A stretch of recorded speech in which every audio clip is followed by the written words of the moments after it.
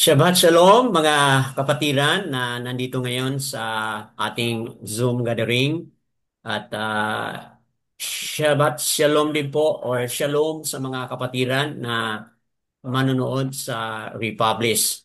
Ngayon po ay 05/31/2025 at ang oras na po ay 4:33 sa hapon sa Gregorian. Ngayon po ay araw ng Sabado. At sa atin pong kalendaryo, ngayon din po ang seventh day, mga kapatid. At sabang tayo ay nagpapahinga o nag-observe ng Shabbat, mga kapatid, meron po tayong Torah reading. Nasa series tayo on this Torah reading sa Book of Yeshayahu, also known as Isaiah, mga kapatid. So ngayon ay nasa chapter 22 na po tayo, mga kapatid. And bago natin tawagin ang ating kapatid, si Brother Yazario, also known as Brother Exactly, Yeshayahu chapter 22 po ay, ito po ay nabilong sa pangalawang series of oracles, mga kapatid. Mula sa chapter 21 hanggang po sa chapter 23, verse 18. So, na-discuss na po natin ang oracle against Babylon o Babal, against Edom, against Arabia, at ngayon, pang-apat po, against Jerusalem or also known as Jerusalem, Welcome. mga kapatid. So, kaya batay dito sa ating babasahin, chapter 22, verses 1 to 25, titingnan natin mga kapatid kung ano yung mensahe ni Abba Yahuwah against sa Jerusalem o Jerusalem. Bakit against si Abba Yahuwah sa kaniyang mismong made apart na syudad, mga kapatid? Ano bang nangyari dyan?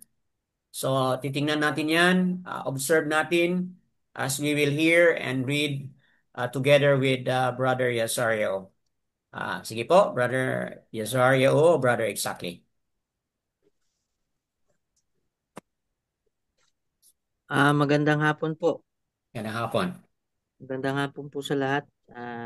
Magandang hapon. Wait po lang Brad isi-share screen ko po yung ano ko, yung app ng scripture na gamit ko kung lilitaw siya. Sige, try mo daw. Otherwise, i-click ko yung co-host para makano ka.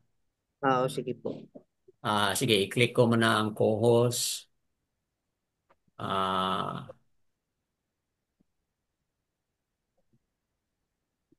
Or paano ito i-click? Co-host. Okay, may co-host. Ito na.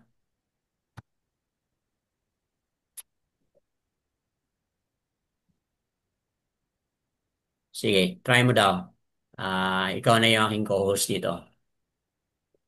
So, Um, meaning to say, you can now share your screen.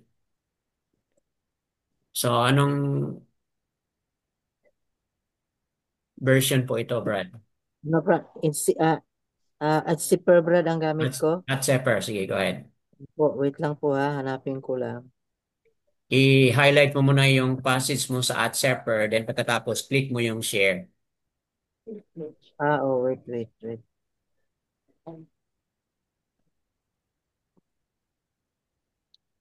So, mga kapatid, hinahanda po ni Brother Yesario yung version ng at Zephyr.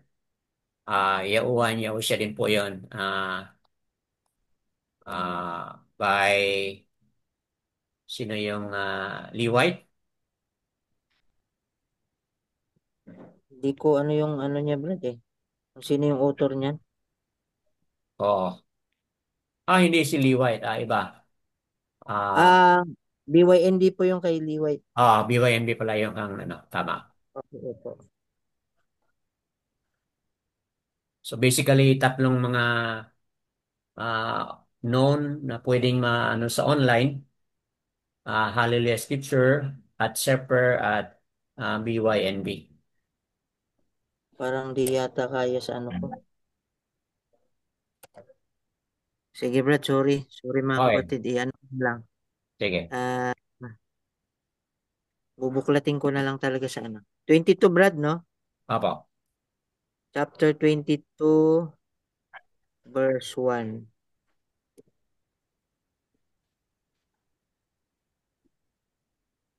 Sige po, babasahin ko na po. Yeshayahu chapter 22, verse 1. The burden of the valley of vision. What ails you now that you are wholly gone up to the housetops?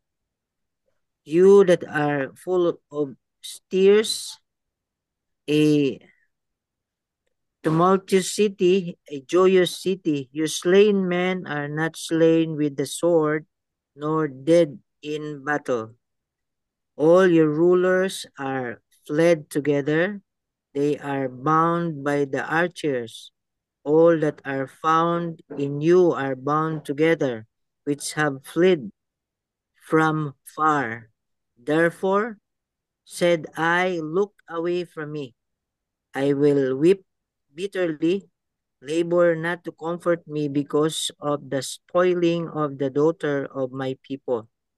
For it is a day of trouble and of trading down and of perplexity by uh, Yahuwah Sabaoth in the valley Mm. of vision, breaking down the walls and of crying to the mountains. Verse 6. And Elam bore the quiver with the chariots of men and horsemen and ano to Brad? Queer Mm. and Yeah. cover the shield. And it shall come to pass that your choicest valleys shall be full of chariots, and the horsemen shall set themselves in array at the gate. Verse 8. And he discovered the covering of Yehuda, and you did look in that day to the armor of the house of the forest.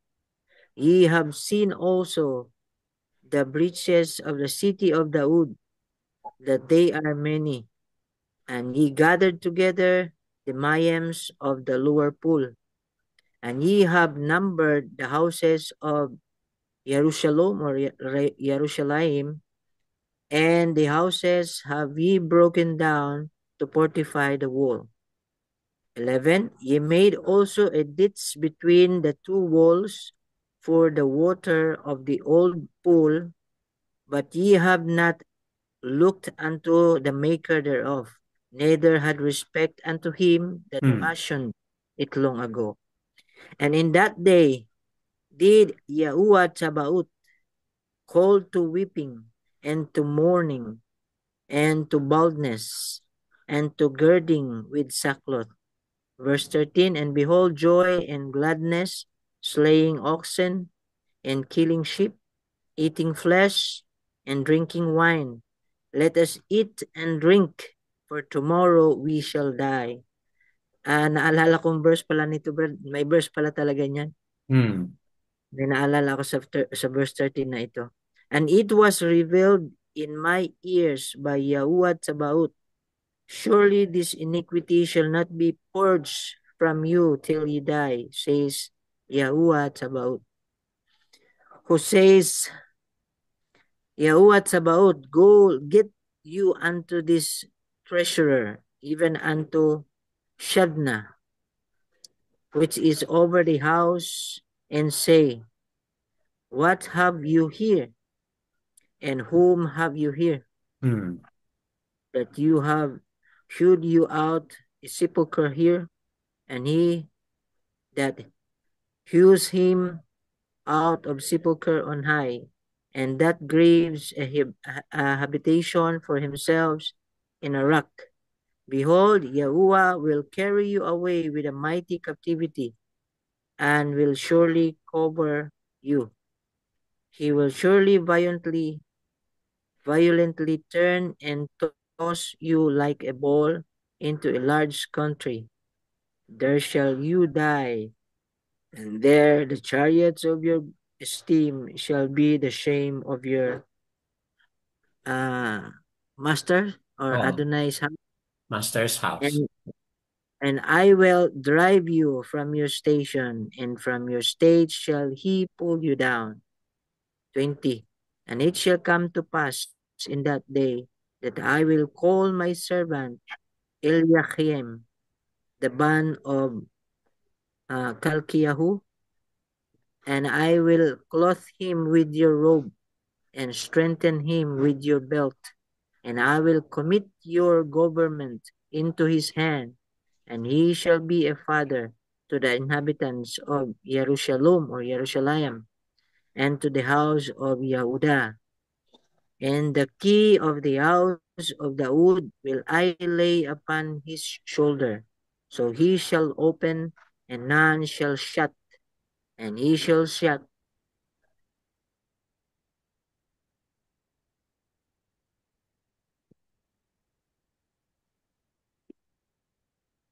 Nawala ka, Brad?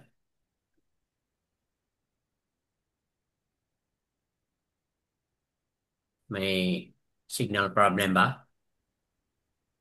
Wala yata ang signal ko. Okay. Wait lang. Andyan ako? Nandiyan na.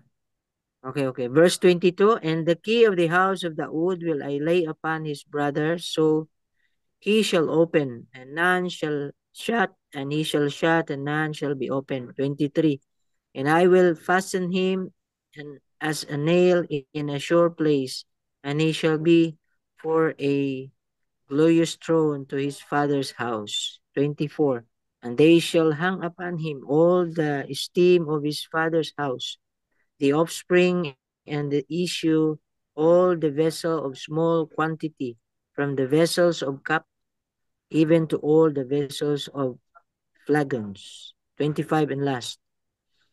In that day says Yahuwah Tsabaoth, shall the nail that is fastened in the sure place be removed and be cut down and fall, and the burden that was upon it shall be cut off, for Yahuwah has spoken it. Yada Yahuwah. Yada. Yada Yehowa, mga kapatid. So, narinig po natin mula sa At Seper, mga kapatid, na version, yung nabasa ni Brother Yasar Yao, mga kapatid. So, bigyan natin ng kunting uh, more background and more insights. And then pagkatapos nito, open tayo for discussion, mga kapatid. Yung overall na pinag-usapan dito sa buong talata, chapter 22 ng Yeshayahu. Ah, ito yung pang-apat na oracle na pinapakita dito, mga kapatid, na shows the lights of the world, okay, growing dark.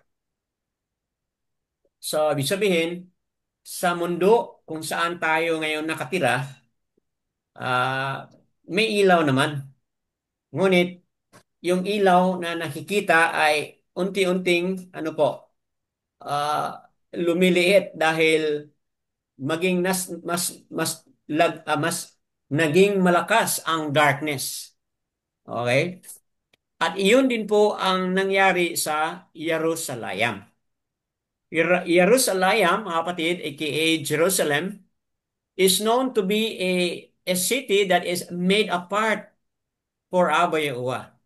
Na kung saan yung mga bagay na magbigay ilaw, liwanag, okay, sa mundo kung saan naroon ang mga sangkatauhan, mga kapatid. Eh, instead, sila yung nagbibigay ng lakas na ilaw, ngunit ano nangyari doon sa ilaw? Lumiliit, okay, dahil yung darkness ay lalong, ano po, lumalakas ang darkness sa kanilang siyudad, mga kapatid. So, paano yun na sila supposed to be yung ilaw, ngunit sila'y natatabunan or sila'y nanghihina at lumalakas yung darkness, mga kapatid? So yan po, i-discover natin yan as we go along. Summarize ko lang po itong verses 1 to 14. 1 to 14 po, mga talata 1 to 14.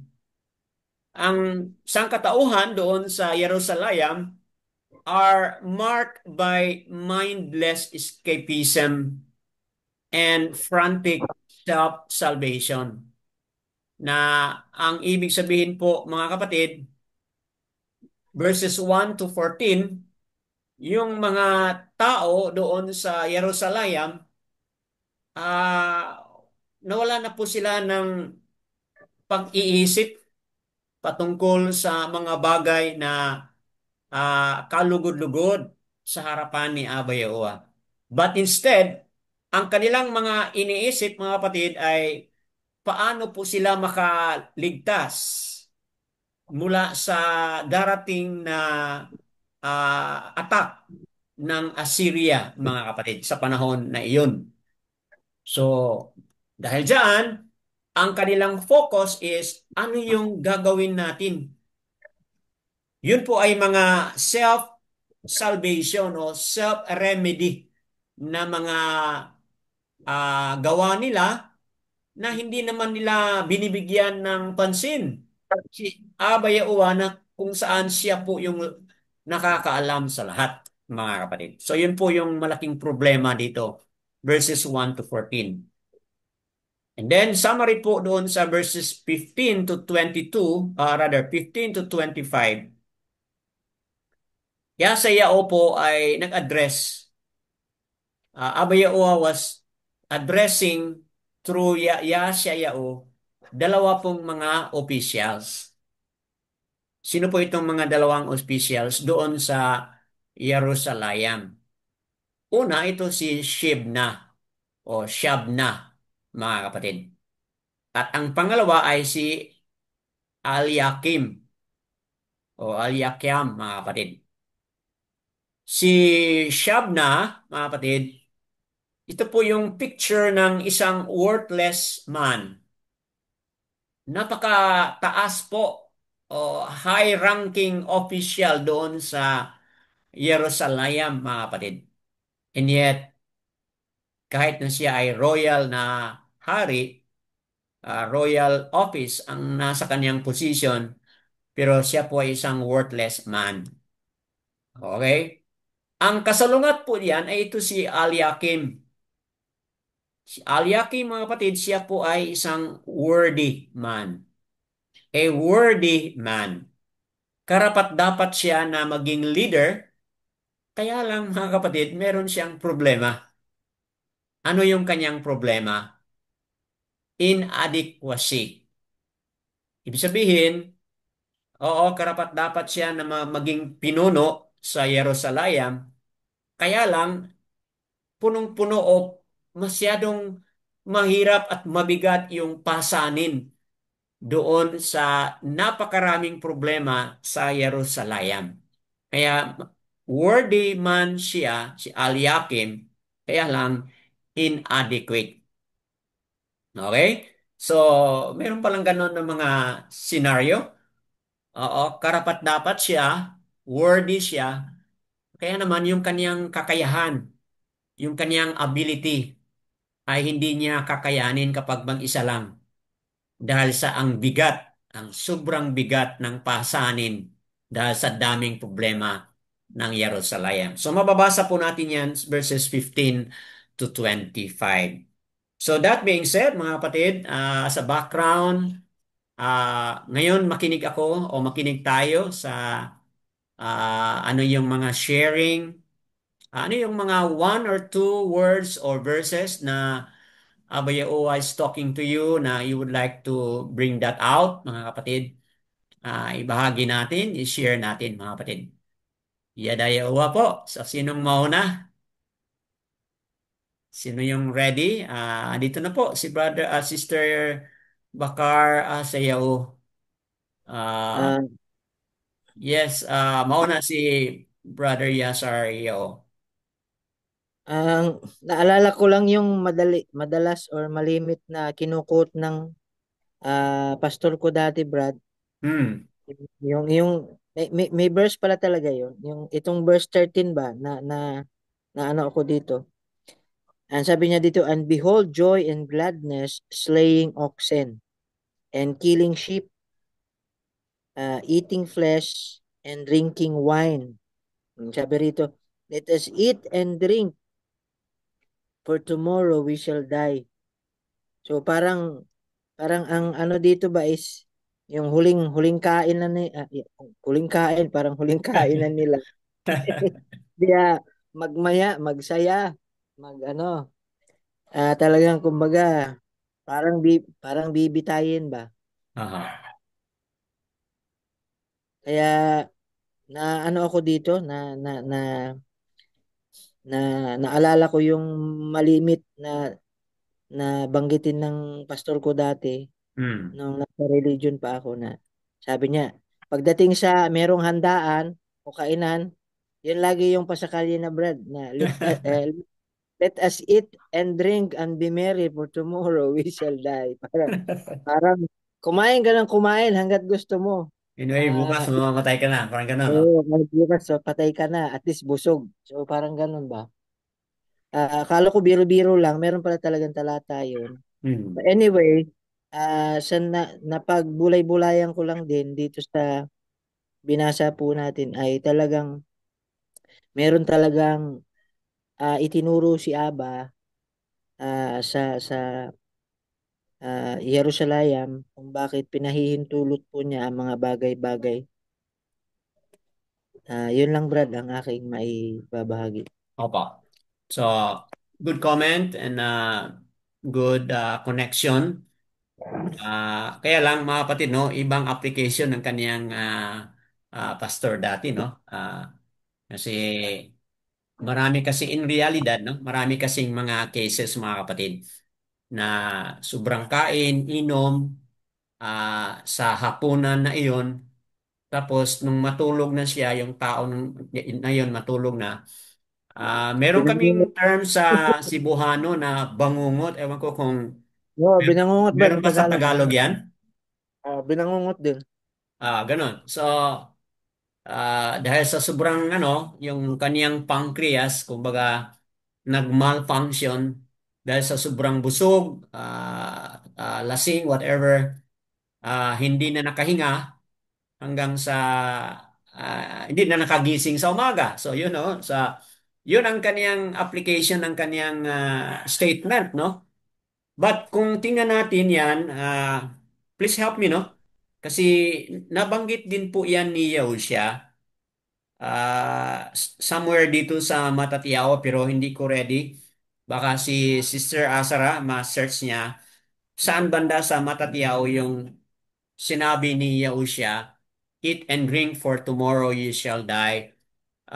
It talks about yung isang mayaman ba yun o isang arrogant na person na naglikom siya o nag-gather siya ng mga riches doon sa kanyang barn. Ah, stored siya ng stored ng maraming mga goods o harvest doon sa kanyang barn. First Corinthians rather than Ah, nandyan ba sa First Corinthians? Pakitingin mo daw yung sa 16:32. Matatiao, Matatiao. Ah, Matatiyaw? Opo, nasa Matatiao yan na nabanggit ni Yahushua. Yung let us eat and drink for tomorrow we die. Opo, wala ba sa Matatiao? First Corinthians dito, Brother Dan. Sige, ano pang ibang references? So, nabanggit ni Paul, okay? Doon po yun sa mayaman po, Brad, no? Na mayaman na inaano Doon, niya yung kanyang sarili Opo, na kumain. opo. The rich man boasting kasi kain ka ng kain kasi marami ka ng pagkain. So, tapos sabi ni Yahushua, hindi niya alam na baka, hindi niya alam na kinabukasan pala ay mamamatay na siya. So, hmm, tama ba? Meron bang nakasabi diyan sa Mata Tiao or somewhere any of the four Parang, writings? parang sa look yata to, Brad. Okay. look na ba? Sige, please find it out muna, mga kapatid. Balikan natin yan. Ah, dito sa ano Yun, po, sa gabi ding yaon ay kukunin yun. Kukunin na siya. so saan po yon? Anong passage po, mga kapatid? Wait lang po ha, parang Lucas yata yun. Okay, while searching, mga kapatid, ano yung writings ni Paul, Sister Azara, First Corinthians? Luke 12:19 to 20. Okay, nasa Luke 12, 19 to 20. 19 to 20. Salamat po, Sister Ahaba Pacheo. Tingnan po natin mga kapatid. Dito tayo sa sinabi ni Yun, Yahushua. tama. Sa Lucas nga yun. Luke 12, mga kapatid. Opo. 19 to 20. Okay, Luke 12, 19 to 20. Yes, dito na. But Alua said to him, "You mindless one, the night your life shall be demanded from you, and you shall own what you have prepared. So is he who is storing up treasure for himself and is not rich toward Alua." Okay. So, and he said to the Talmidim, "For this reason I say to you, do not worry about your life, what you shall eat, nor about your body, what you shall put on." Okay. Okay po. So tama. Nabanggit dito ni Yahushua na isang arrogant na person storing up treasures for himself. Okay? At hindi niya alam na sa kinabukasan mamamatay siya at sino pa ang ano po, sino pa yung mag-take care doon sa kaniyang mga treasures na nalikom, mga kapatid. Okay? So, hindi siya quite exactly the same ang pagkasabi, but the idea is quite similar. Meron pa kayong other references?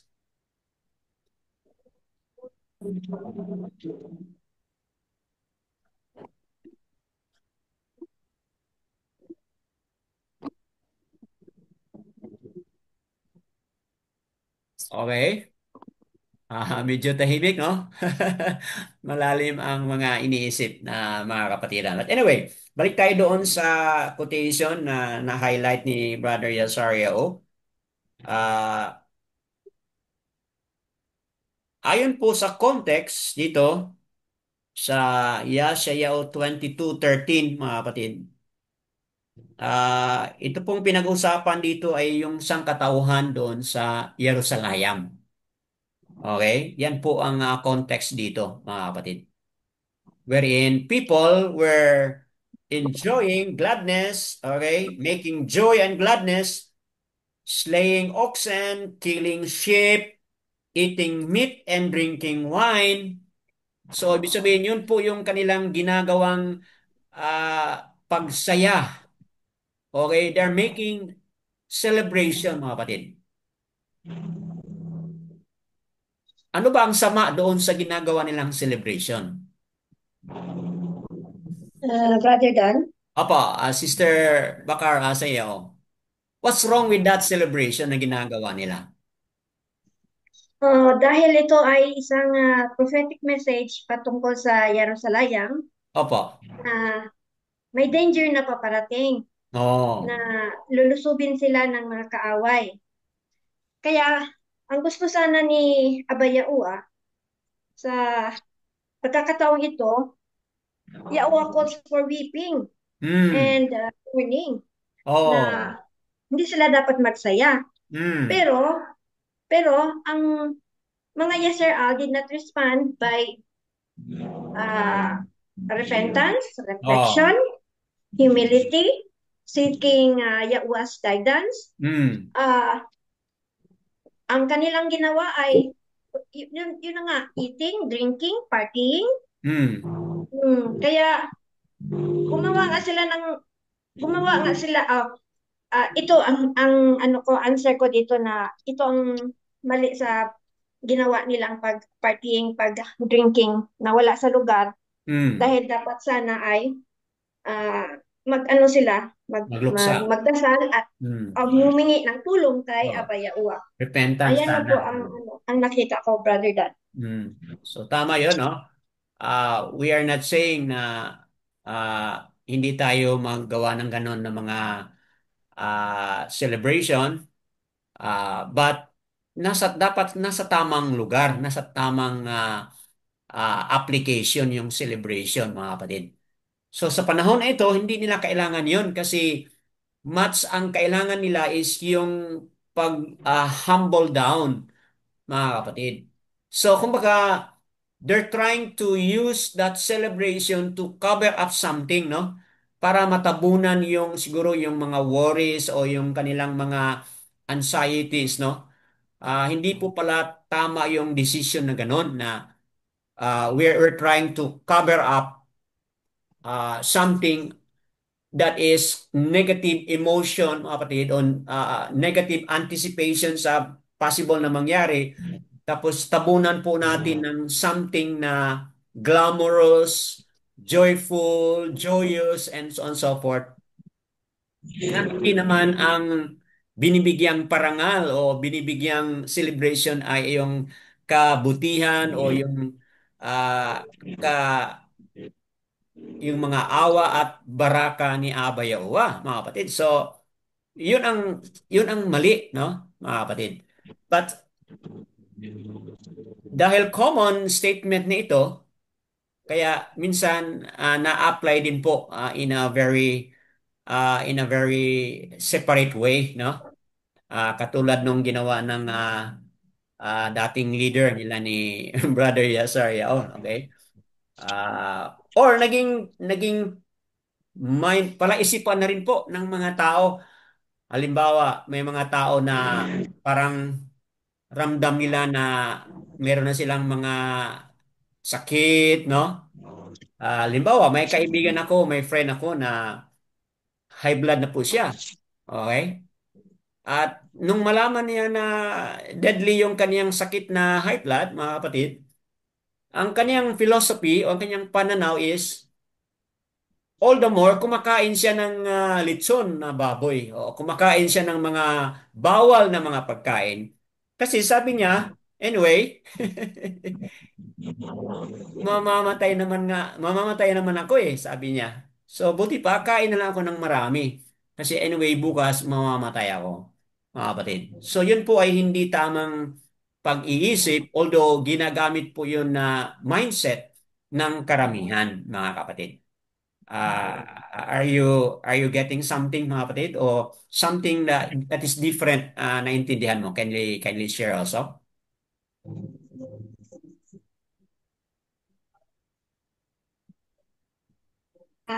Brother Dan, Opo, si Sir Bakar Sayaw. pwedeng another verse ang sasabihin ano ko. Opo, we are open to discuss po Okay. Dito from sa among the 25 verses. dito sa verse 11, Brother Dan, na sinabi dito na and you dug a ditch between the two walls for the water of the old pool. But you have not looked to its maker, nor Hmm, have you seen him who fashioned it long ago. correct. Mm. Ang naisip ko dito na gumawa nga sila ng maraming Solusyon. paghahanda sa Hmm, paparating sa paghahanda nila sa paparating na kaaway gaya ng fortifying the city, Opo. repairing walls, and securing water supplies. Hmm, Pero they did not look to Yahuwah for guidance. correct. Hindi sila tumawag kay Yahuwah for help. Prideful sila. Sariling lakas nila at kakayahan or self-reliance ang kanilang pinaniniwala ang makaligtas sa kanila, sa kanilang kaaway. They place their entire trust in Tama. human effort Correct. rather than seeking Yahuwah.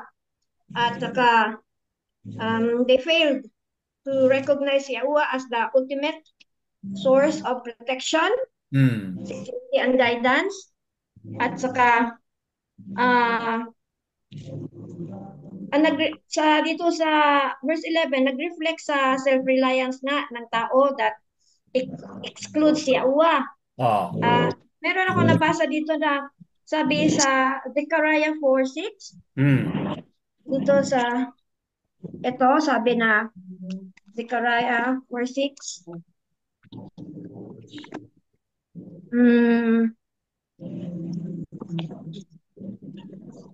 Zechariah 4:6 sabi, and he answered and said to me, this is the word of Yahuwah to Zerubbabel, not by might nor by power, but by my rock, at Yahuwah of hosts. Correct. Kaya sa puntong ito na masasabi kong nag-emphasize ito that Yahuwah's work is not accomplished through human strength and effort, but only through the power of Yahuwah's Ruach HaKadosh. Yun na nga, ang lesson natin dito ay huwag nating ilagay sa ating mga kakayahan kung ano man yung mangyayaring tulong sana ni Abba Yahuwah, kung sana hihingiin lang natin ito kasi walang imposible for Abba Yahuwah. Siya lang talaga ang supply sa atin ng tulong sa pamamagitan lamang sa kanyang Ruach. Yun lang po, Brother. Yada Yahuwah. Tama po. Magandang point yon. In support doon sa ating overall na nasabi kanina na people were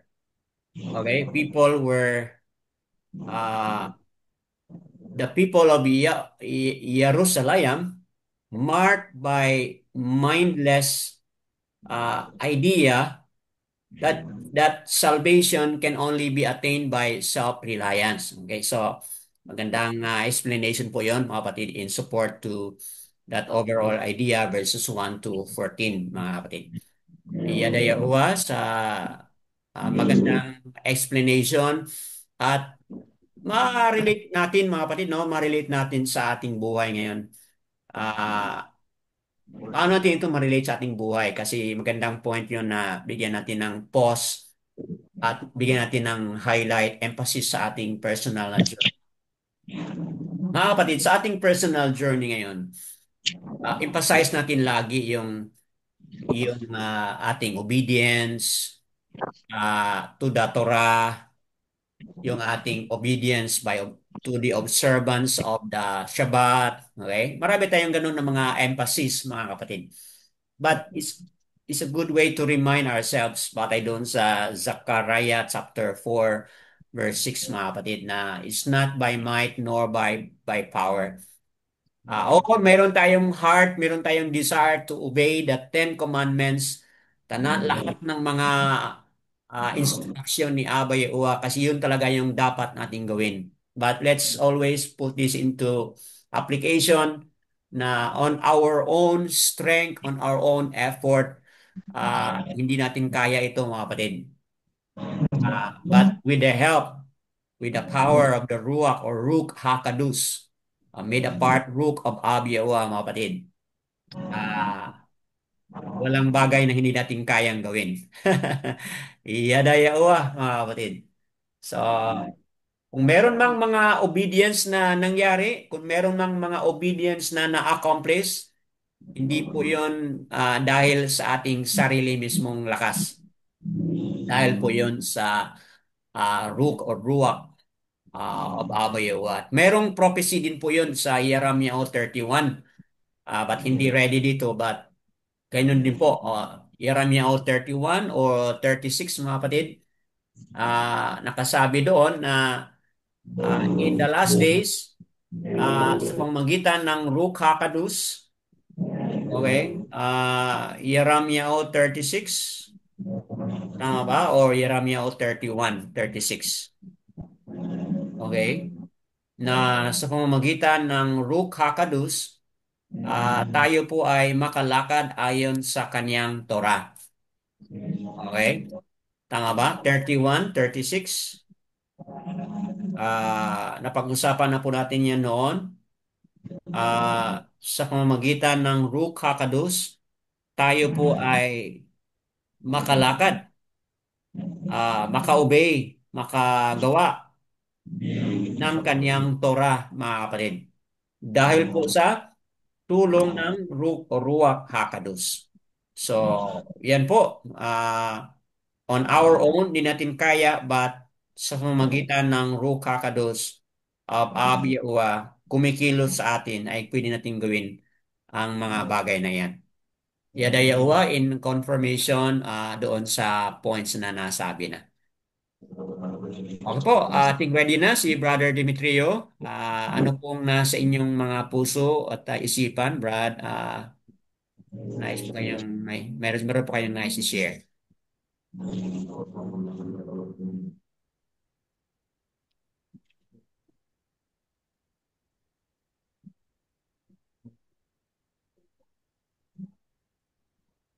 Okay po, meron ba? If not, anyone, sino po ang meron pang nais na i-share?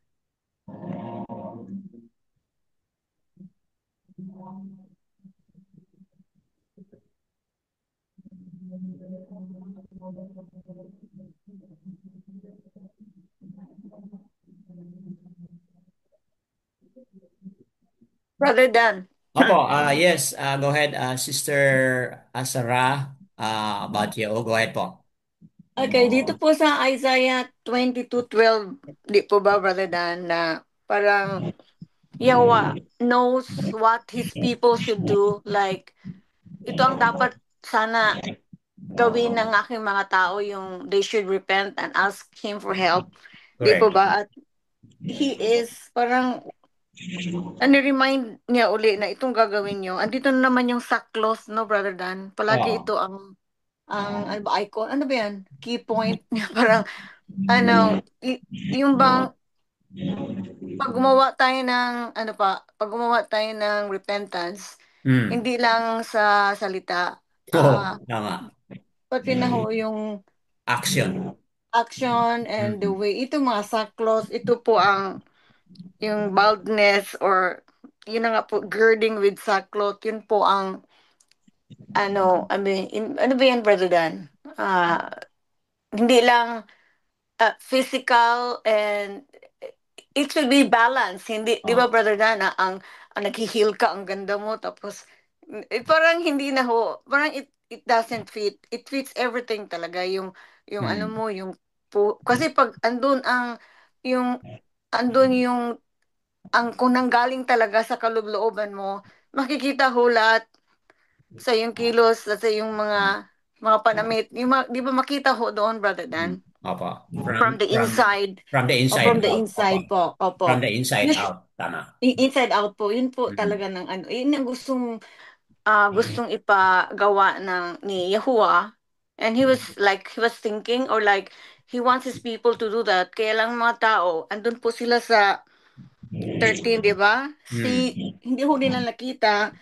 And then, let us eat and drink for tomorrow we die. Naalala ko yung, di ba, pag may death sentence sa atin, Brother Dan, Hmm. parang, hala, kain ka ng masarap na pagkain. Bukas, ito, di ba? Ah. Parang, pinapakain ho ng bukas ka na umatay. So, ang yung Hmm. sense, di ba, papatayin ka na, o electric chair. Oo. Before that, kumain ka ng, di ba, pinapakain ng maraming pagkain yung papatayin bukas, Brother Dan, Hmm. usually.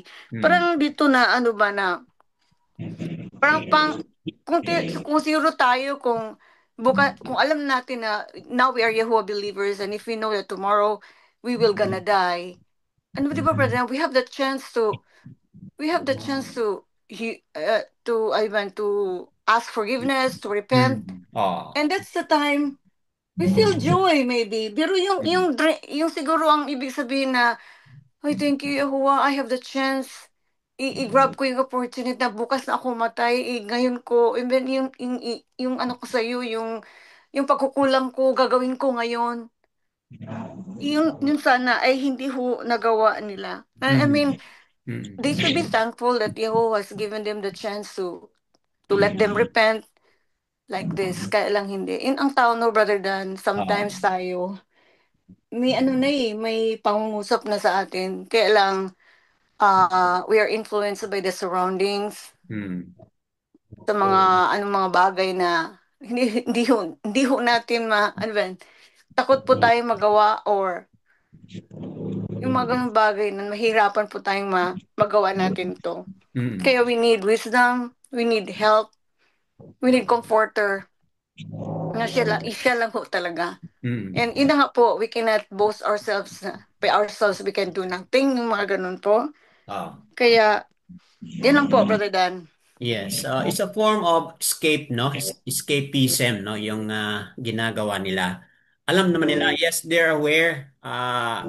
Sinabi na yan sa mga previous chapter na may darating na mga kaaway na mag-attack sila sa kanila anytime. So, they're aware of it, mga kapatid. Pero, ang kanilang response ay isa form of escapism o in other words, a form of covering up o isa form of ignoring, kumbaga, ignoring facing the reality, no? Uh, so dahil doon hindi nila nasusunod yung ano yung kagustuhan ni Abba which is nabanggit doon sa na-highlight na kanina na dapat sana sila ay magluksa, kumbaga, mga kapatid. So, yes, what a wonderful explanation at sa ating buhay, sa ating journey, uh, very much connected sa ating reality, no, na ah, kung alam lang natin, no, sister, yung point mo na kung alam lang sana natin na sa susunod na araw pala ay aalis na tayo, no? Pero ah, siguro kukunti lang yung makakaalam niya, no? So things could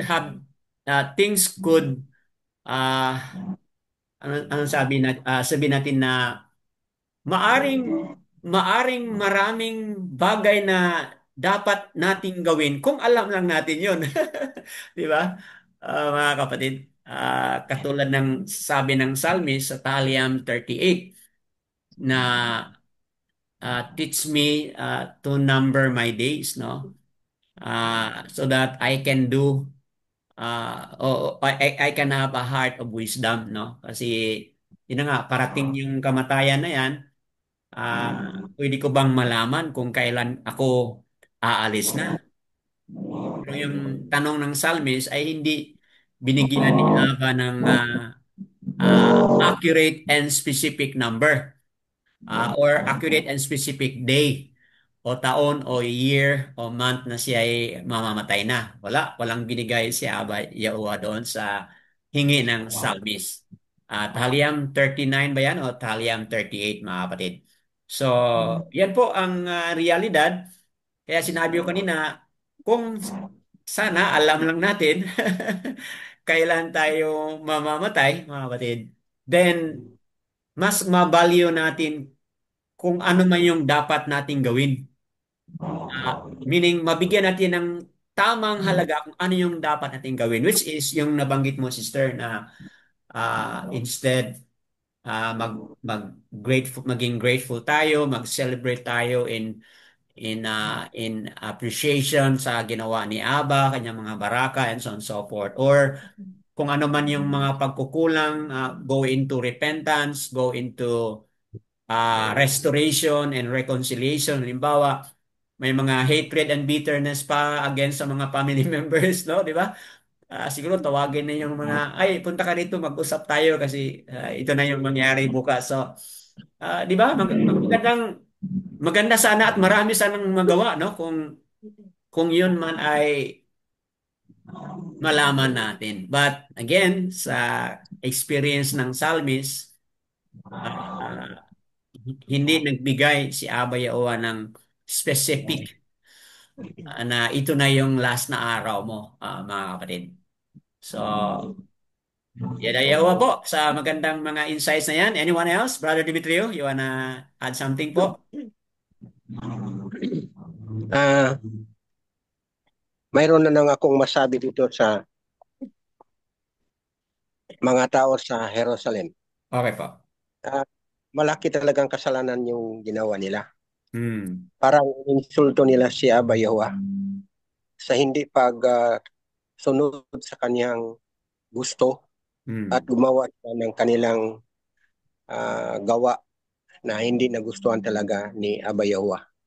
At kung tingnan natin yung verse 14, sabi talaga ni Yahuwah na talagang hindi niya mapatawad ang mga kasalanan ng mga taong ito habang buhay pa sila. Kung tingnan natin yung verse 14, talagang malaking kasalanan ito na ginawa ng mga tao sa Jerusalem noon. At kung tingnan naman natin sa atin ngayon, kung talagang tayo ay hindi sumunod sa kagustuhan ni Abba Yahuwah na gawin natin araw-araw sa buhay natin habang nagantay tayo kay Yahushua, Hmm. matulad tayo sa mga tao noon sa Jerusalem Hmm. na pwedeng kasama tayo sa sabi ni Yahuwah na hindi talaga niya mapatawad ang kasalanan ng mga taong ito habang buhay pa. So talagang isip-isipan natin na talagang itong ginawa ng mga tao sa Jerusalem talagang hindi talaga nagustuhan ni Abba Yahuwah yun. At sa atin naman ngayon, kung tingnan natin yung Torah ni Yahuwah at mga sinasabi niya dito na pwede natin gawin, na hindi natin gawin, baka matulad tayo sa mga tao noon na talagang matigas ang ulo at gumagawa ng kanilang kagustuhan. Opo. At sana ito ay isang mabuting pag-aralan natin na talaga sa buhay natin ngayon, hindi na tayo kasi may example na noon eh. Nabasa natin, alaman na natin na yung ginagawa ng mga tao noon ay hindi nagustuhan ni Abba Yahuwah. Ngayon, sikapan natin na gawin natin yung mga bagay na gusto ni Abba Yahuwah sa buhay natin. Kan. Matuwa siya sa atin at bigyan tayo niya ng pabor. So, yun lang talaga ang masabi ko. Kasi mahirap itong verse 14 eh. Hindi na mapatawad yung kasalanan. Kasalanan nila at kasalanan din natin ngayon. Kung hindi natin sundin yung gusto ni Abba Yahuwah. Kasi yung kasalanan na ginawa ng mga tao dito, na sinabi ni Yahuwah dito sa verse 14, yung hindi niya pagsunod sa kagustuhan ni Abba Yahuwah, na parang nainsulto siya Yahuwah sa kanyang mga plan. Kasi sinabi naman niya doon sa 12 na plan na taga 11. So, talagang hindi sinunod ng mga tao. Kaya sa atin ngayon, talagang gusto ni Abba Yahuwah na tayo ay hindi natin tularan itong nangyari noon. Kasi mahirap yung verse 14. Sabi niya doon, habang may buhay sila, hindi po patawarin yung kanilang mga kasalanan. So, yun lang ang masabi ko. Opo. So,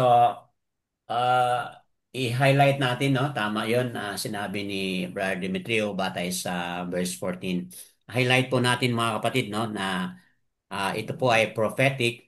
Ayon din po sa nasabi kanina ni Sister Bakar sa iyo. Ito po ay prophetic mga kapatid. So, dahil prophetic ito, directly nasabi ito sa mga sangkatauhan ni Abba Yahuwah na nakatira talaga doon sa Jerusalem. Okay? At nung sinabi ito, it was a form of a warning na kailangan sila magbago, magrepent, magluksa, and so on and so forth. But ang kanilang response ay hindi, batay sa verse 12. Instead, gumawa sila ng mga party, tunog, maingay, na mga celebration as a form of escape, as a form of not facing the reality, mga kapatid. So, dahil yon po ang kanilang response, mga kapatid, talagang natutuo yung sinabi at na-highlight ni Brother Demetrio diyan sa verse 14 na sila'y talagang pinahintulutan ni Abba Yahuwah na sila'y mamatay.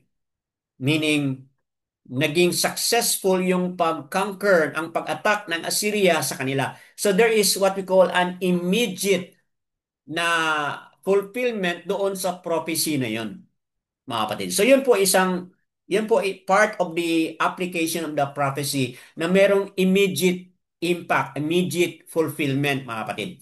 But dahil prophecy ito, mga kapatid, meron pang tinatawag natin na distant, merong near or immediate application and fulfillment, at meron din pong distant and far fulfillment, mga kapatid, in which kung titingnan natin, yung lawak ng habag or awa ni Abba Yahuwah is talagang ano po, mga kapatid, hindi po makitid. Kumbaga, hindi po siya narrow or makitid yung kanyang awa at habag.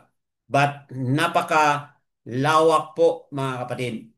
Bakit po? Kasi mamaya, balikan natin yan.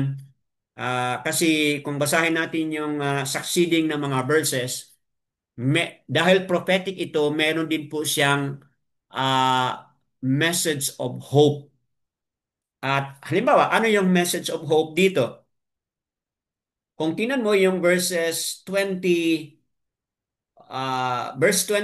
po, 21 and 22. And I shall put on your robe on him and strengthen him with, okay, your girdle and give your authority unto his hand. And he shall be a father to the inhabitants of Jerusalem. Okay?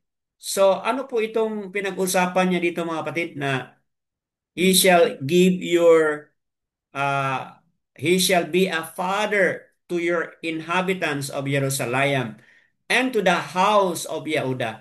And I shall place the key of the house of Daud on his shoulder, and he shall open and no one shuts, and shuts no one opens. Sino po ang tinutukoy dyan? Na magiging ama. He shall be a father, an authority and a father to the inhabitants of Jerusalem. Hindi po yan immediate, mga kapatid. That is something that is distant and far na merong message of hope, mga kapatid. At sino yung tinutukoy dyan? Nasa verse 22, sinabi dyan na under sa house of Daud, on his shoulder, and he shall open, no one shut. And shut, no one open. Sa sino po yan? Di ba, mga kapatid? Sa napag-usapan natin yan sa mga previous nating mga discussion. That's no other than Yahushua. Yan po ay prophetic na ang fulfillment is distant. Ang fulfillment is very far.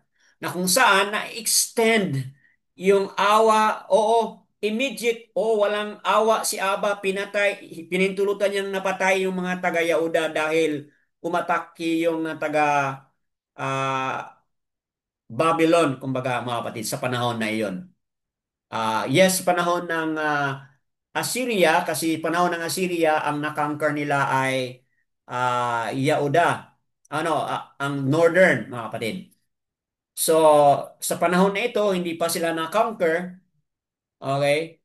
And they were expecting na Assyria ang mag-attack sa kanila, but ang actual na nangyari ay yung Babylon ang nag-attack sa kanila. Okay? Alam na po natin yun sa mga previous nating discussion. But nung narinig nila ito, they were thinking of Assyria coming to attack them.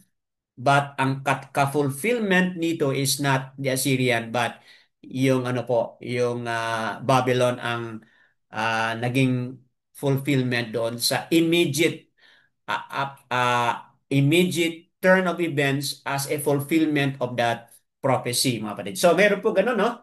merong immediate fulfillment, merong distant and far, which is a message of hope na Abba Yahweh is extending His kindness. Hinihintay niya kung sino yung babalik sa kanya dahil someone is going to take and make an atonement, mga kapatid. At walang ibang tinutukoy dyan kundi si Yahushua po, mga kapatid. So, yan, what a wonderful discussion, mga kapatid, no? Meron tayong immediate at meron tayong distant application dito sa prophecy na yan. Okay po, anyone else would like to add? Batay sa Yeshayahu chapter 22 po. So, Shabbat Shalom sa mga bagong dumating. We are 12, then ngayon 11 na naman. So, may mga problem ang ating Wi-Fi connection. But Shabbat Shalom po sa lahat na just came in. So, anyone else would like to share?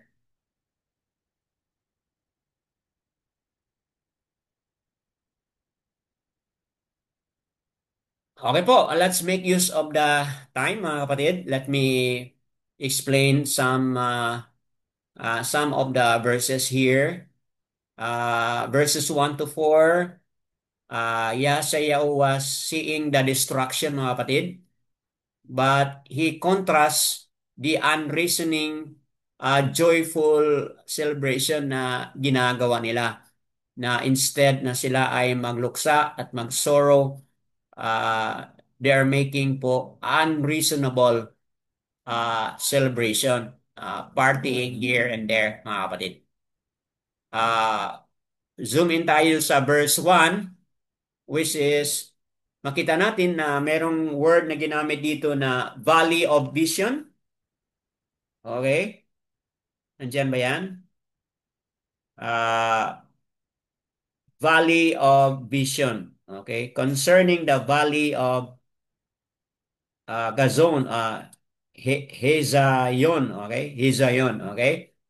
Valley of Vision, mga kapatid. Quite irony ito, o Valley of Zion rather, which is a Valley of Vision.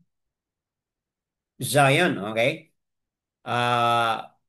Irony ito kasi Mount Zion became a valley, okay, of vision, mga kapatid. Kasi kung sabihin natin na Mount Zion, dapat yan ay full of spiritual na mga bagay, di ba? Ngunit dito makikita natin na it became a valley of vision, mga kapatid. In which makikita natin na twofold irony. Kung bakit instead na sana a place na magkaroon sila ng spiritual nourishment, ngunit ngayon nagiging valley of vision, meaning makikita natin yung grabing mga problema, mga kapatid. Bakit po? Because the people here became blind and reckless, mga kapatid. Driven by their desire of pleasure without regarding o without giving consideration kay Abba Yahuwah. Yun po pala yung nangyari dito, mga kapatid. Okay? As who you are filled with turmoils, noisy city of rivalry, verse 2 po. Your slain are not slain with the sword, nor dead in battle. All your rulers have fled together. Without a bow, they were taken captive. All who are found you are bound together, who have fled from afar. So, dito natin makikita, mga kapatid, na people were blind, people were reckless, at ang kanilang iniisip lang nila, mga kapatid, ay yung pleasure, kumbaga. Yun lang ang kanilang iniisip. Sa verse 3, all your leaders have fled. So dito natin makikita na may mga leaders na supposed to be sila yung magiging mag-take sa lead, but sila ay tumakas, mga kapatid. So, nung tumakas ang mga leader, so kawawa yung mga naiwan. Di ba, mga kapatid? Verse 5, kung tingnan natin itong verse 5, mga kapatid, for it is a day of uproar and treading down and perplexity by Yahuwah, mga kapatid, of Shabaoth or host in the valley of Vision, in the valley of Kazon, breaking down of a wall and of crying in the mountain. So, dito natin makikita sa verse 5 na wala silang mga kapatid, wala silang tingin doon sa kagustuhan ni Abba Yahuwah na dapat nilang gawin, but instead gumawa sila ng mga gawain o mga partying doon sa verse 1 and 2 na hindi naman kagustuhan ni Abba Yahuwah yun, mga kapatid. Kaya hindi natuwa sa na-highlight ni Brother Dimitri kanina, hindi natuwa si Abba Yahuwah sa kanilang mga responses. Verse 6, makita natin itong dalawang leader, mga kapatid, sa verse 6, Elam or Eliakim, mga kapatid, bore the quiver with chariots of men and horsemen, and Kir bared the shield. So, dalawang leader ang pinag-usapan dito, mga kapatid. Rather, dalawang city ang pinag-usapan. Elam and Kir refer to the foreign invaders. Okay? Mga foreign invaders pa ito si Elam at saka si Kir. Sa history, nakikita natin ito na itong mga foreign invaders na ito are Elam was part of the East Tigris River na kung saan sa modern time ngayon yan po ay Iran. Kir, unknown po itong Kir sa verse 6, mga kapatid. Hindi natin alam kung saang lugar ang tinutukoy dito. But yan po ang description sa mga foreign invaders sa panahon na yon. Okay, verse 7, describe dito yung verse 7 na ang daming mga chariots shall be your choicest valleys shall be filled with chariots, and the horsemen shall take up position at the gate. So, verse 7, i-describe po dito kung ano yung nangyari at ano yung ginawa ng mga kaaway. They position themselves doon sa kanilang mga gate, mga kapatid. So, think about it na kung mag-position na yung mga kaaway, di ba? Ano yung magiging response ng mga tao? Di siyempre mga kapatid, takot, di ba? Verses 8 to 11 reveals the irony of giving value on military readiness without thoughtless in attention to the sovereignty of Abba Yahuwah who controls all situation. No? Babasa natin yan sa verses 8 to 11 at hindi na lang natin babasahin, mga kapatid, but yan po, nakafocus sila doon sa kanilang mga armor, sa kanilang mga armory, mga weapons. Okay, sa na-highlight na kanina ni Sister Bakara sa iyo, yung fortifying the city, mga kapatid. Okay, yan po. Binibilang nila yung ilang kanilang mga kanilang mga horses. Okay? They're making a pool, a water system, okay? Meron silang mga ginagawang mga adjustment sa mga houses na nakapalibot doon sa Jerusalem. They are preparing everything. They are fortifying. They are strengthening their posts, mga kapatid. Because they are preparing for any time na mayroong attack na mangyari sa kanila. You dug a ditch, verse 11, between the two walls for the water of old pool, but you have not looked of its maker, nor have you seen him who fashioned it long ago. Totoo naman mga kapatid, no, yung paliwanag na kanina na gumagawa sila ng mga ditch, yung kanal, okay, para mag-reroute yung tubig mula doon sa Gihon Pool. Mga kapatid, yun po ang nangyari dito. Okay? They are going to reroute the water para meron silang supply, mga kapatid, mula doon sa Gihon Falls o Gihon Springs, mga kapatid.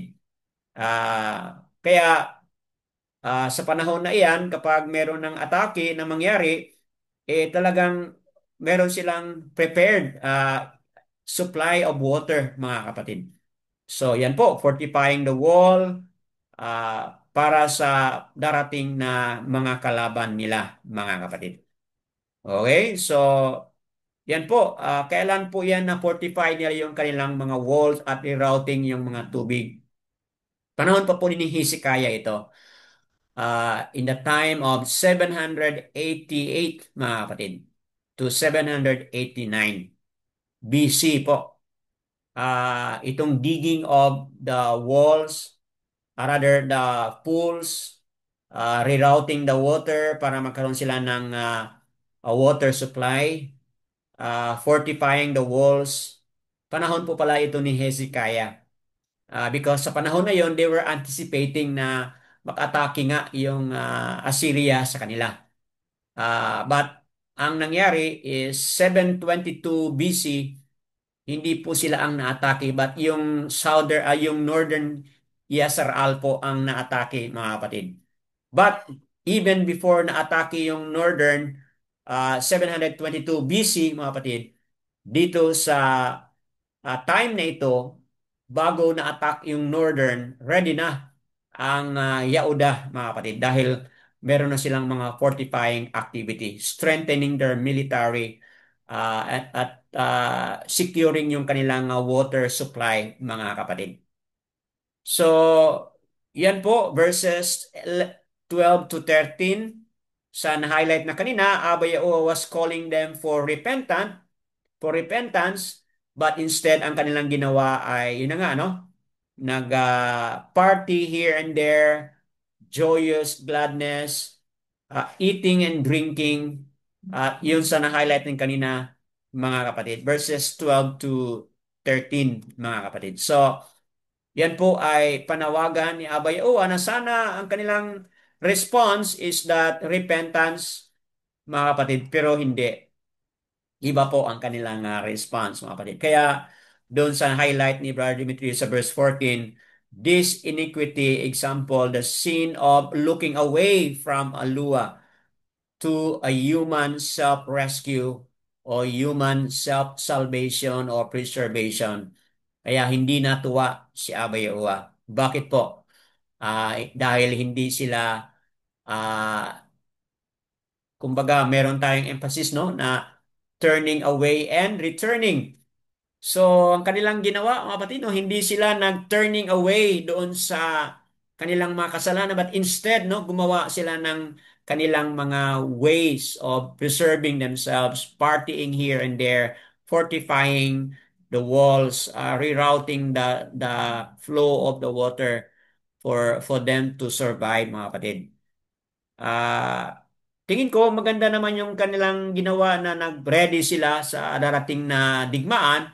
Kaya lang ang problema doon is hindi nila, Walang acknowledgement, Brad. hindi sila nag-acknowledge kay Abba Yahuwah who has been there, the creator for long ago, mga kapatid. So, yun ang kulang dito. Yun ang mali dito, mga kapatid.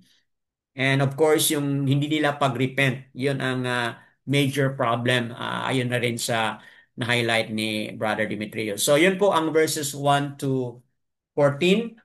Verses 15 to 25, mga kapatid, ito po yung ating highlight na sa verses 15 to 25, kanina nabanggit natin, Yeshayahu addresses two officials doon sa Jerusalem, Shebna and Eliakim, mga kapatid.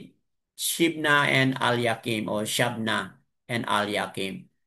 Shabna, yun po yung representation of a worthless man. Pero bigyan siya ng highest position dahil nanggaling siya sa royal family. Si Eliakim is also a worthy man.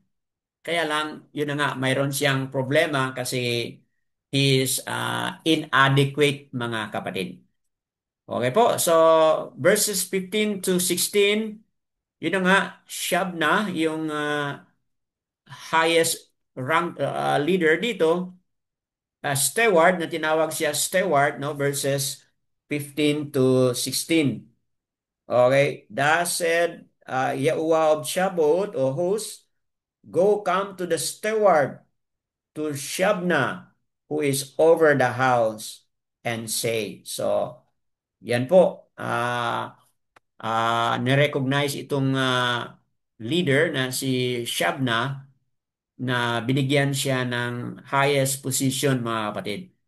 Kaya lang, kung tingnan natin itong katangian o behavior ito ni Shabna, kung tingnan mo yung verse 16, what have you here, and whom have you here? That you have hewed a tomb here, as who hewed himself a tomb on high, cutting out a resting place for himself in a rock. So, ano po ito? Si Shabna. Ito na nga, no? Ang Shabna is a person who represent as a worthless person. Bakit po siya worthless person?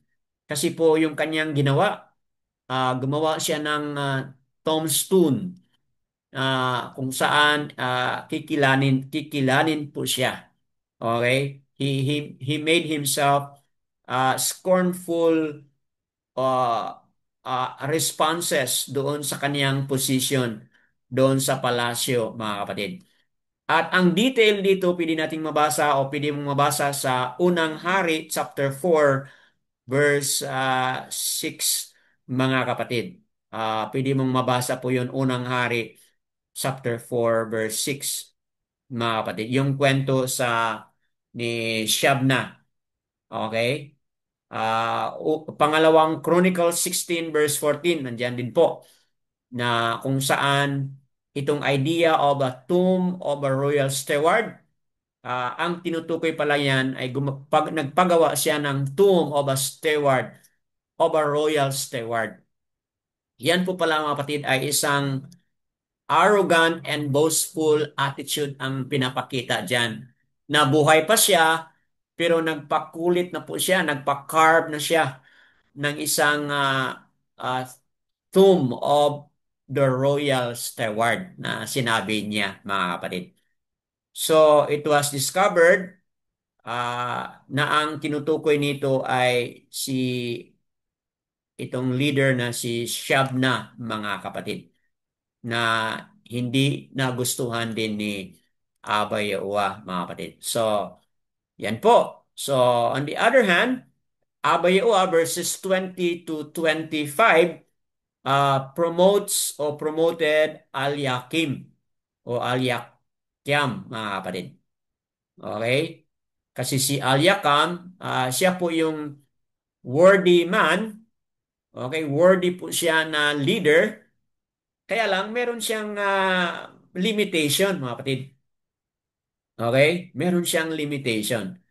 At ano yung kanyang limitation? Yun na nga, no? Meron siyang uh, worthy siya, pero meron siyang limitation. So, tingnan natin, mga kapatid, ang verses 20 to 25. Okay? So, you look at these verses.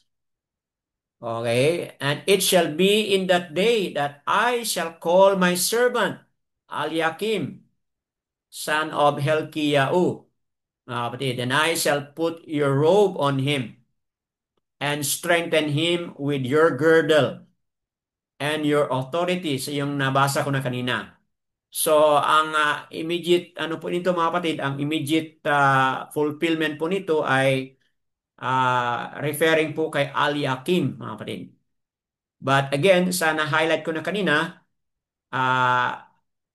si Eliakim, binigyan siya ng position and leadership dahil si Shabna ay isang worthless na leader, but si Eliakim ang binigay na appointed sa kanya, mga kapatid. But again, that is a prophetic as well of the coming of Yahushua, mga kapatid.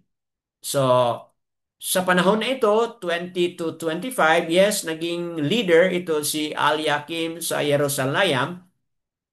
He's like a father doon sa Jerusalem, mga kapatid. Okay? But again, kung tingnan mo yung verse 24, and they shall hang on him all the weight of his father's house, and the offspring and the offshoots, all vessels, a small quantity, and cups, do all of the jars. But in that day, ano nangyari po mga kapatid? The peg that is fastened in the steadfast place shall be removed and be cut down and fall, and the burden was on it shall be cut off, for Yahuwah has spoken. So ang ibig sabihin nito, Eliakim bilang isang example ng worthy man o worthy leader, kaya lang meron din po siyang kahinaan kasi hindi niya kayang pasanin, mga kapatid, yung bigat ng problema ng Jerusalem. So, ito po ay isang ah, words na spoken and na fulfill po sa panahon nila noon.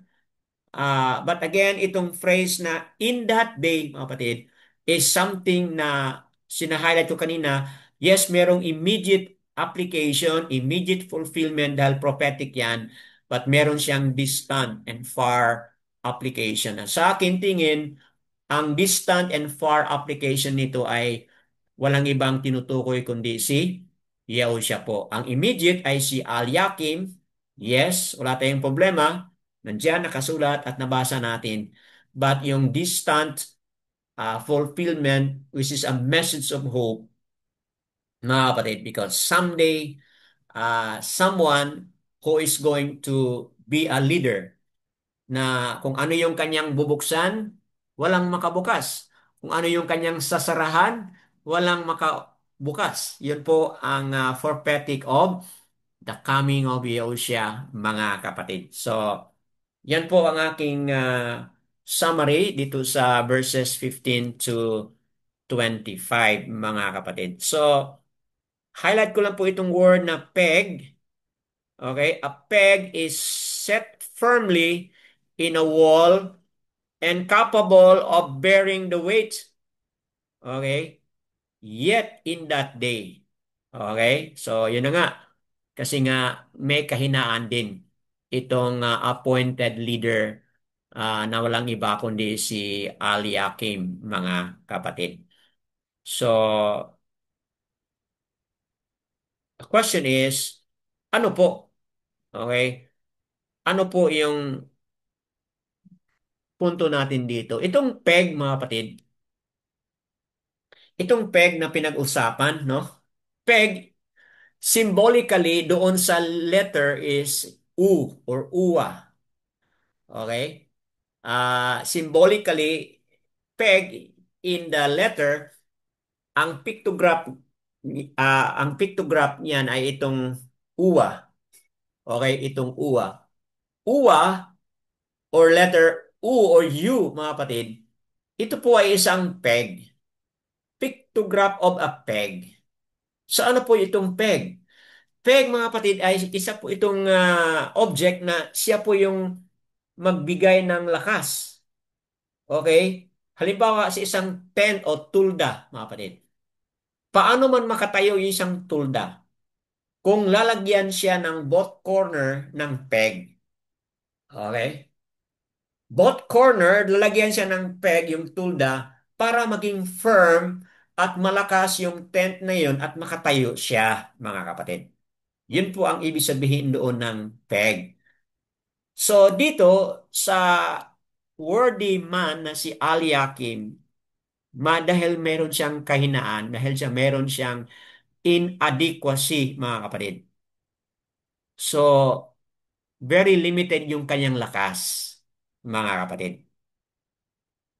But, yung future leader na kung saan siya yung magbigay ng security, mga kapatid, is no other than Yahushua himself, mga kapatid. So, paano po yun mangyari, mga kapatid? Because yung kamay po ni Yahushua, naipako po doon yun ang peg, yung nail. Naipako po yung nail doon. At dahil doon, mga kapatid, siya ay namatay. At dahil siya ay namatay, yung peg na iyan, yung uwa, the pictograph of uwa yan, mga kapatid, is securing. Securing our salvation, securing the atonement, mga kapatid, securing yung kaligtasan and deliverance na hinahanda po ni Abba Yahuwah. So, that being said, ipaliwanag ko po itong apat na mga titik sa pangalan ni Abba Yahuwah. Yad, Hey, Uwa, Hey. Kung sa pictograph po, ito sa pictograph of a hand. Okay? Hand po ito or arm, mga kapatid. Itong yad o hey, yad o yon, mga kapatid. Pictograph of a hand, mga kapatid. Then itong hey, pictograph of behold. Hand, behold. Okay? Behold yung nakahural ng ganito, no? Behold. And then, next na letter po ay pictograph of a nail. So, hand, behold, nail. And then, yung pinakalas ay pictograph of a behold. Another hey, mga kapatid. Okay? So, ano po itong tetragrammaton? Pictograph meaning is hand, behold, nail, behold. Ito po yung pangalan ni Abba Yahuwah. Yaha-uha. Yahuwah po yan, mga kapatid. So, ibig sabihin, dito sa apat na mga titik sa pangalan ni Yahuwah, mga kapatid, is also a mission, a purpose, kung ano yung gagawin ni Yahushua. Hand, behold, nail, behold. Na doon pala sa pangalan ni Ab Yahuwah, nakatatak na rin po yung mission ni Yahushua na kung saan ipako ang kanyang kamay, okay, which is the peg or the nail, that through the nail and through the peg, ano pong mangyari? Securing what? Securing deliverance, securing salvation, mga kapatid. Okay? So that at the end of the day, sino po yung makilala na ating tagapagligtas? Aba Yahuwah po sa pamamagitan ni Yahushua. Kaya ito yung limang mga titik. Yahao, first three letters, ay hand, behold, nail. So, nandyan yung pangalan ni Aba Yahuwah. And then, Shan, W yan, Shan. Parang W, but yan ay Shan, SH. Then, parang letter O, but yan po ay A. Siya, Yahushua. So, mga kapatid, Yahushua means Yahuwah save. So, mga kapatid, highlight ko lang po yung word na peg dito sa ating nabasa kanina. Na yung peg na yan is again symbolically, prophetically of what Yahushua will do. That is, He's going to be hung on a tree through a nail, mga kapatid. At yan, nail na yan is securing our salvation. So, mga kapatid, on the part ni Abba Yahuwah, secured na ang ating salvation. Kaya lang, mga kapatid, dahil covenant is always involved two parties sa na-highlight na kanina sa mga discussion. Kailangan huwag nating kalimutan yung ating party. And ano po yung ating terms? Ano po yung ating party? Repentance. Okay? Pagluksa, pag-humble down, pag-acknowledge, pagkilala ni Aba Yahuwah kung saan siya yung lumikha, siya yung gumawa sa lahat ng mga bagay. So yun po yung ating party, mga kapatid. Yung ating pag-obey, yung ating pagsunod, yung ating pagbalik loob sa Kanya. So what is this message to you, mga kapatid? What is Abba Yahuwah telling you on a personal level? Or what is Abba Yahuwah telling us on a corporate level bilang Kanyang mga tagasunod sa panahon na ito? Kung ito ay nangyari sa Yahuda, many years after it was spoken, nangyari ito, merong immediate application. Meron din pong distant application na kung saan Yahusha, we are looking forward because He have already secured the deliverance and the salvation through His hand that was nailed on a tree, mga kapatid. So ano po ang pangungusap ni Aba? Ano po yung inyong mga realization? Can we hear from anyone?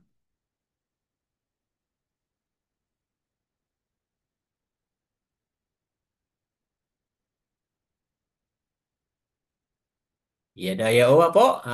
Anyone would like to unmute and then share something? Ano yung mga saloobin ninyo po? What's in your heart that you wanna share, mga kapatid? Feel free lang po to share.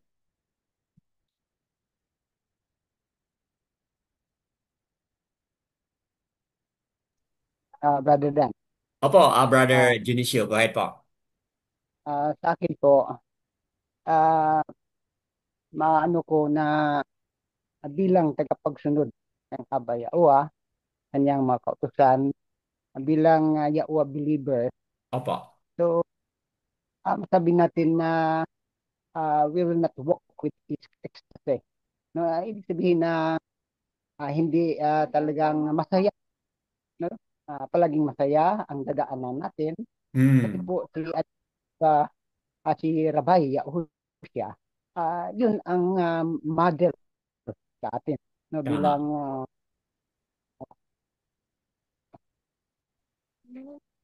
Opo. bilang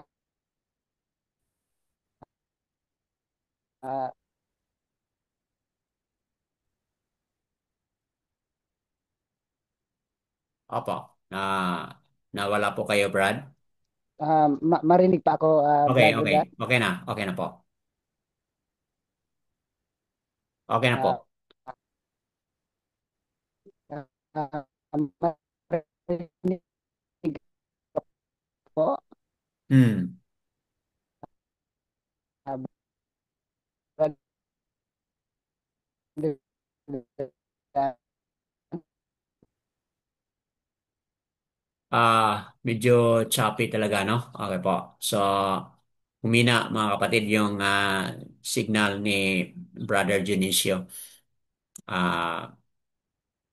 But yun na po yung kanyang na-highlight, mga kapatid, na bilang mga followers ni Abba Yahuwah, sunod po tayo sa model ni Yahushua na handa na lalakad o tatahak sa path of pain and suffering. Yun po ang na-highlight ni Brother Junicio, mga kapatid. So anyone else would like to highlight?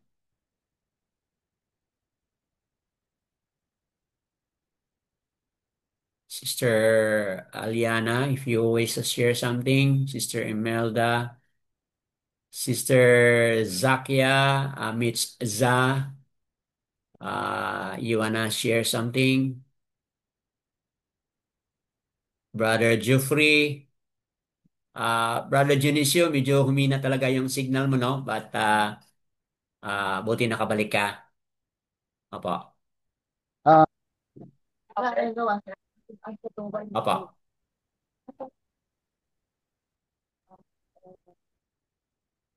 Okay po. Ikaw mo niyan. Okay. Marinig ka, Brad Junicio. Okay na.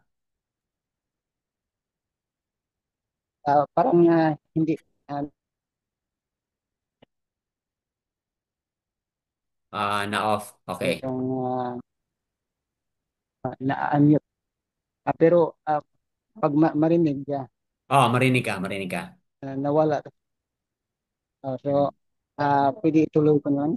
Opo.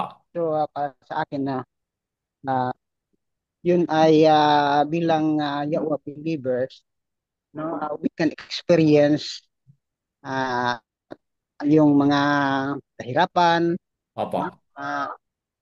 yung mga challenges sa ating buhay. So, hindi natin maiwasan yun.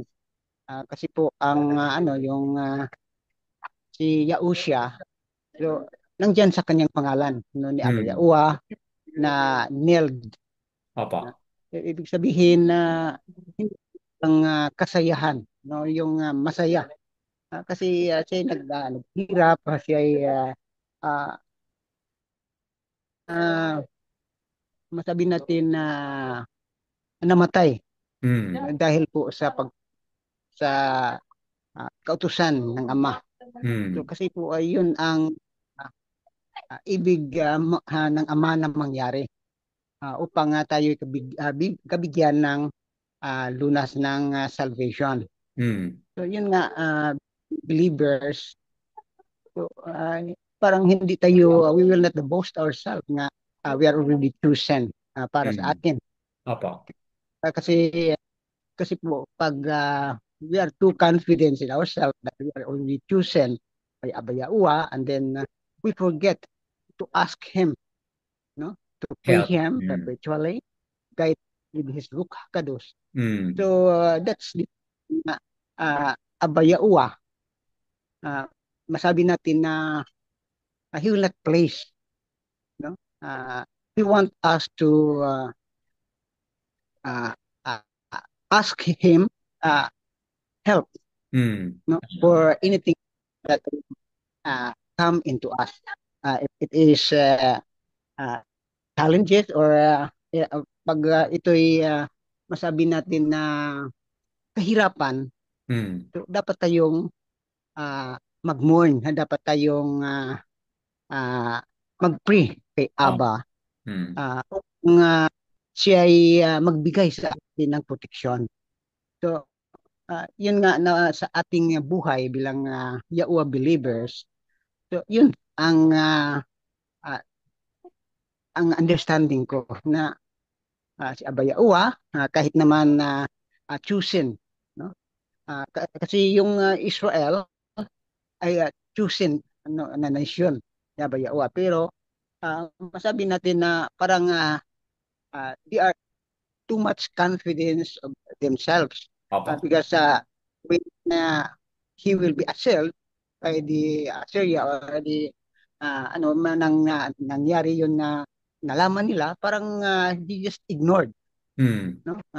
Hindi nag-ask, nag-pray kaya ba na bigyan sila ng protection. Hmm. So yun nga na hindi nasiyahan si Abba Yahuwah. Kasi po parang nakalimutan nila, Hmm. no, na ba ang makabigay ng proteksyon, no, walang iba, si Abba Yahuwah lamang. So yun nga ang nangyari na pinahintulutan ni Abba Yahuwah na mamamatay, Oh. no, sila. Tama. So yun lang ang ano ko uh, understanding, no, sa atin na bilang Yahuwah believers. Kasi po tayo ay nalaman na natin kung ano ang yung kunti, no, para sa akin kunting Hmm. turok na the laws of Abiyawa, Hmm. nalaman natin. So skip those who will not know yet.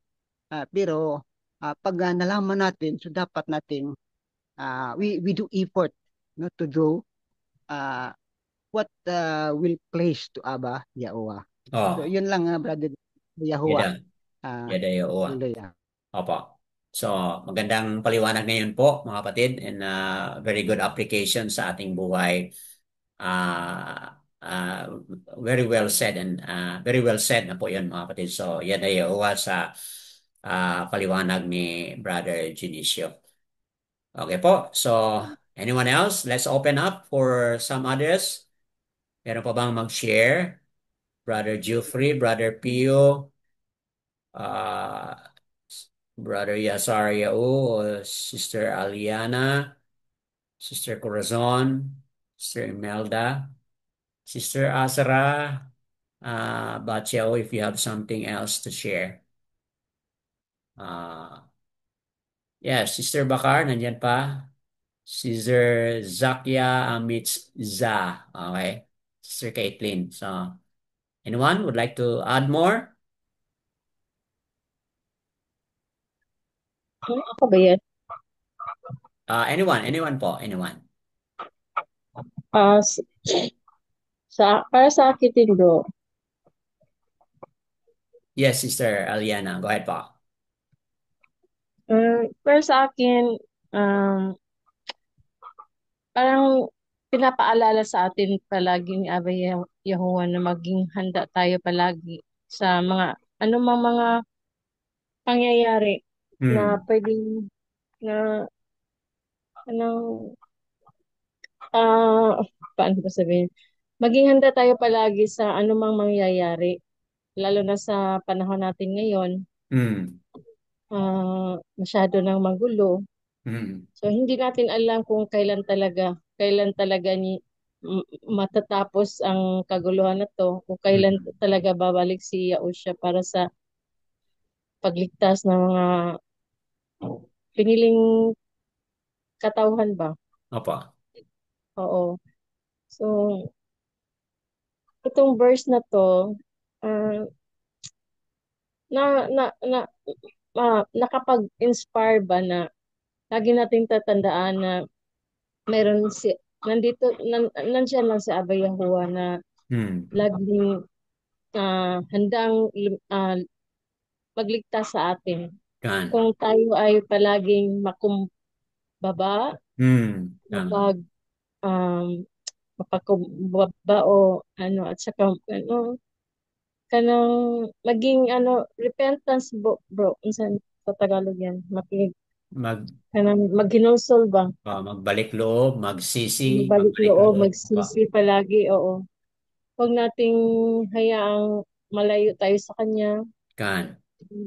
lahat lahat ng mga pangyayari lahat ng pagsubok na dinaanan natin araw-araw ah kasi ito talaga yung pinili nating daan na siya yung, kung sa baga siya yung aim natin na gusto nating makasama, yung gusto Hmm. nating makilala talaga siya ng lubusan.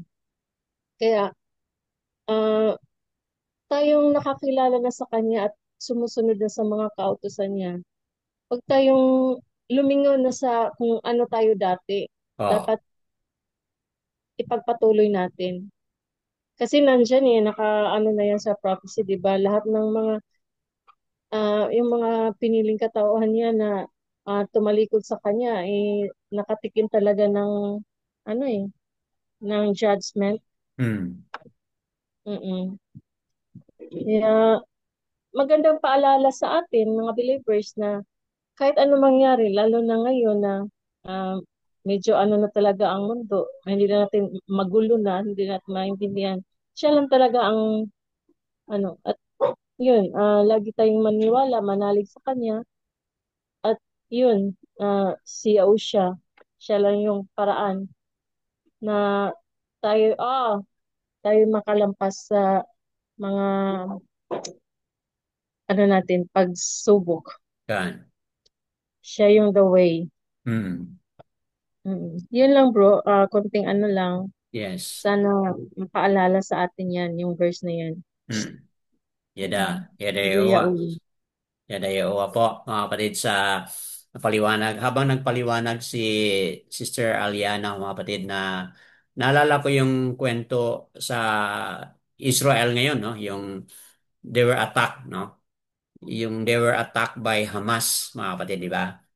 Ah, October 7 po yun, di ba? 2023 ba yun, mga kapatid? Kung di ako nagkamali sa history nila kung anong araw at ano yung context dong umatake yung mga Hamas, di ba, mga kapatid? What do you remember? It happened on a dawn of Sabado ba yun? Kasi in Tel Aviv o doon sa, o nga, yung Tel Aviv, doon sa siyudad nila, nagkaroon sila ng grabing mga party, di ba mga kapatid? They're having party here and there, sayawan, sigaw, okay, kantahan, inuman. Yun po yung nangyari mga kapatid, di ba?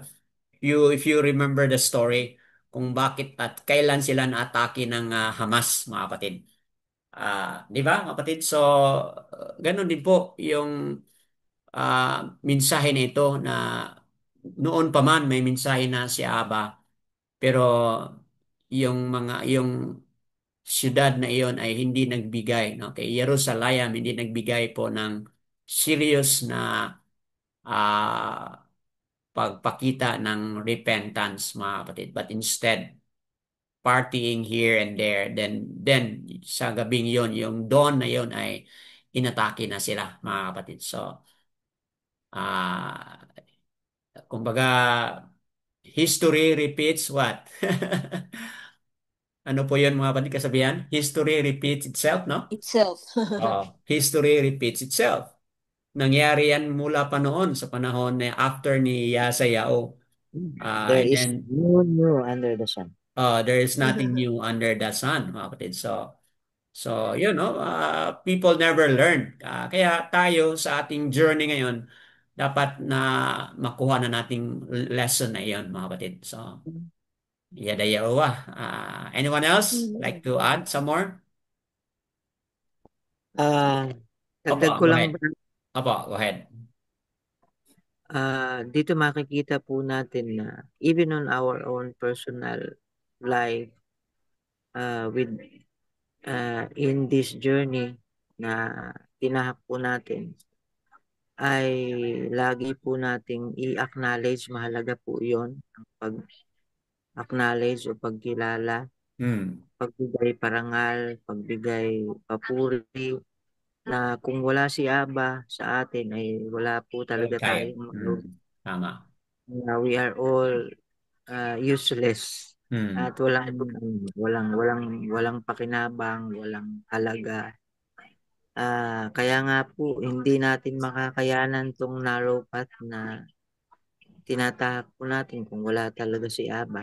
Kaya mararamdaman natin yun eh. Even on my own personal journey, Opo. na kapag ako na po yung magdadrive sa sarili ko, sa buhay ko, at doon ko mararamdaman na ang kapaguran, doon ko Oh. mararamdaman ang emptiness, doon ko Hmm. makakaramdam ng pagkalungkot, Oh. yung pighati, yung bigat, yung lumbay, lahat po ng pwedeng maramdaman mo bilang isang normal na tao, Hmm. nang walang umaagapay, walang umaalalay, walang pumapasan, kumbaga. Kasi hindi natin kaya eh. Oh. Biyaya lang po talaga natin. Lahat ito galing sa Kanya. Kung kaya po ay lagi po nating titingnan o pagkatandaan na sa journey po natin na ito ay mahalaga ang pagtitiwala, pag-acknowledge kay Aba, Hmm. para hindi po, kaya nga may precaution na po may precaution na nga po siya na huwag tayong lumingon sa kaliwa, sa kanan, o bumalik sa likuran kung ano man yung Oh. dati nating kundi focus po talaga Hmm. tayo doon sa sinasabi po niya na kasi yung reward is nandoon po sa Tulo. nandoon po sa dulo, hindi po Hmm. sa kalagitnaan, Hmm. kung hindi nasa dulo po. Kaya lahat po ng bagay binigay niya po niya sa atin na yung magtiis hanggang wakas, hanggang maliligtas, at yung napapagod ay papapahingahin niya. Opo. Lahat po yun kung wala siyang pangako na pupwede nating panghawakan, na kung wala tayong matakbuhan sa likuran, sa kanan, sa kaliwa, o kahit sa unahan po, ay huwag nating kalimutang tumingala kasi Hmm. naroon siya palagi, nakatingin, at bukas ang dalawang kamay niya, ang kanyang dalawang braso na handang yumakap sa atin Kan. kapag tayo po ay nakakadama po ng pagkalungkot, pag-iisa, lalo na po sa pang-araw-araw nating pakikibaka. Yun na nga po, yung nagsishare po ako kaninang umaga sa nararanasan ko po ngayon sa sitwasyon ko po ay ah, tanging si Aba lang po ang makakapagpuno ng lahat Kan. ng anong kulang meron po ako. At pangalawa na po yung mga kapatiran na katulad po ninyo na siyang Kan. karamay ko, kaagapay ko din bilang isang pamilya, pareho ng sinasampalatayanan at pinaglilingkuran. Naging kalakasan din po kayo sa physical o sa personal. Kahit man magkalayo po tayo, mahalaga po itong online. Ito po yung pinaguhugutan ko na lang at yung mga prayers po ninyo natin ng bawat isa. Ah, pero ang pinaka bottom ng lahat po ng ito ay yung pagkilala po talaga natin at pag-acknowledge po na wala tayong magagawa kung sarili lang natin Kan. kakayanan. It's not by might nor by Nor by power but power. by the By roof my of the ruwak or rook. ano po. So, yung naranasan po ng mga ng Jerusalem ay okay po yung preparation nila eh. Maaalin tulad po natin sa ating mga buhay, walang masama ang maghahanda. Opo. Pero kapag ka ho tayo nagbubuhat na ng sariling bangko at hindi ho natin knowledge po Knowledge. yung yung yung yung presensya ni Aba, yung kapangyarihan ni Aba, na siya po yung source ng lahat ng bagay na meron po tayo, bakit nagkaroon po tayo niyan ng ganito, ng ganere, ay maaring sa isang iglap ay kukunin po niya. Kagatulad po ng mga talatang nabasa po natin na yung taong mayaman ay talagang binubos niya yung kanyang sarili na madami na siyang ganon ay hindi niya alam na kukunin na pala ni Aba yung buhay niya sa gabing yun. Kung kaya wala po talaga tayong maipagmayabang. Aanhin man po natin kung maangkin natin yung buong sanlibutan, bagamat mawawalan naman tayo o mapapahamak ang ating kaluluwa. It's all meaningless and useless. Kumbaga, sabi ni Haring Salomo, vanity o vanities ang lahat po ng bagay. Kaya ang bigil lang po talaga natin ng kapurihan at parangal at ang bigyan natin ng papuri at pasasalamat walang iba kundi ang banal at makapangyarihang pangalan ni Abiyahuwa. Kan. Tuwigan niyo siya. Yada. Yada yawa. Magandang personal application and reflection mula kay Brother Exactly, Brother Yasario. Meron pa ba? Isa o dalawa na mag-share? Paki-unmute po and then share something if there's one or if there is two.